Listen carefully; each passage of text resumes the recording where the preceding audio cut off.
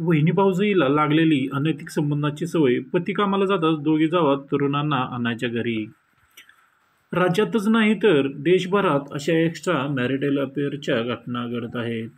अनेक महिला आपल्या पतीची फसवणूक करत आहेत, नंतर जीवे मारतात. गेल्या काही वर्षात या अनैतिक संबंधाच्या घटनांमध्ये मोठ्या प्रमाणात वाढ होऊ लागली आहे. त्यांना ना पतीची काळजी असते, ना मुलांची काळजी असते.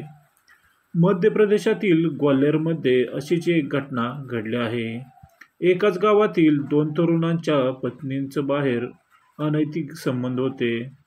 संबंधित महिला त्यांच्या बॉयफ्रेंडसोबत दागिने आणि पैसे घेऊन फरार झाल्या आहेत. संबंधित महिलांचा शोध घेण्यासाठी पतीने पोलीस ठाण्यात तक्रार केली आहे. ग्वाल्हेर जिल्ह्यातील डाबरा येथे काही दिवसांपूर्वी दोन्ही भावांच्या पत्नी एकाच वेळी घरातून पळून गेल्या.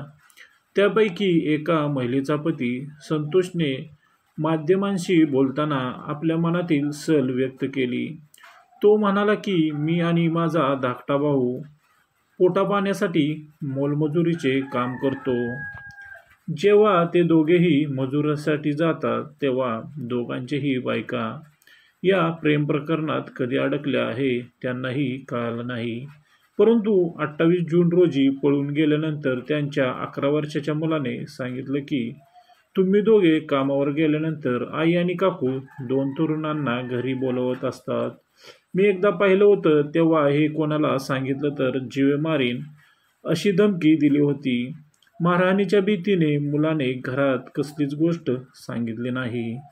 त्यानंतर दोघीही त्यांच्या संबंधित प्रियकरासोबत पळून गेल्या होत्या. संतोषने डाबऱ्याच्या पिचोर येथील दोन तरुणांनी त्याच्या पत्नीचे आणि आपल्या वहिनीचे अपहरण केल्याचा आरोप केला. संतोषने दोघींच्याही प्रियकरांची नावे सांगितली आहेत. एकाचं नाव छोटू कुशवाह आणि दुसऱ्याचं नाव अंश कुशवाह असे आहे. त्यांनी संतोषच्या पत्नीचे आणि वहिनीचं अपहरण केलं. पुढे पीडित संतोषने सांगितलं की त्यांची पत्नी 11 वर्षाच्या मुलाला सोडून पळून गेली, तर त्याच्या धाकट्या भावाची पत्नी तिच्या मुलाला घेऊन पळून गेली.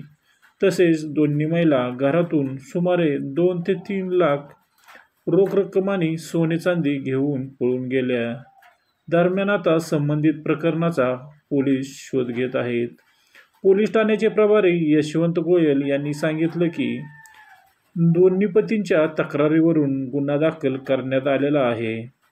दोन्ही महिलांचा शोध सुरू असून दोन्ही महिला नेमक्या कशा परिस्थितीत गायब झाल्या याचा खोलवर